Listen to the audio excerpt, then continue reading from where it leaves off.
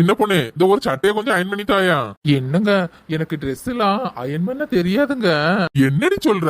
உங்க அம்மா உனக்கு எல்லா வேலையுமே செய்ய தெரியும்னு சொல்லுவாவ, ஒரு Dress கூட அயன் பண்ண தெரியாதா?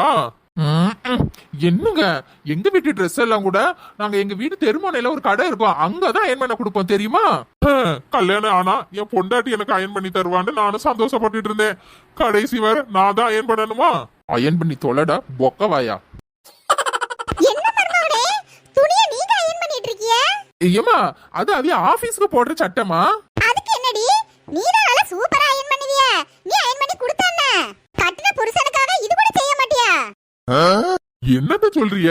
என் பொண்டாட்டி Dress அயன் பண்ண தெரியாதுன்னு சொல்றா. என்ன சொல்றிய? எங்க வீட்ல எல்லாரோட Dress-ஐயும் அயன் பண்றதே ஏன் மோவாதான். அட தாய் கிழவி இப்படி போட்டு கொடுத்துட்டியே.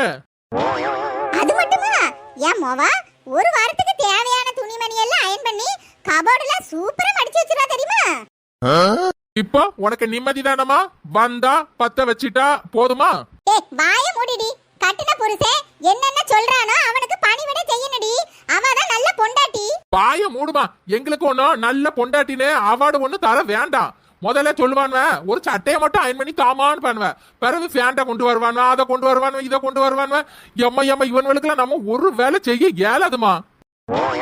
ஏடி நீ வயித்துல தான் பொறந்தியாடி? அடப்பாமா இதுக்குதாமா முதல்ல நம்ம தெரியாதுன்னு சொல்லிட்டேன்னு வையன், பிரச்சனை முடிஞ்சு.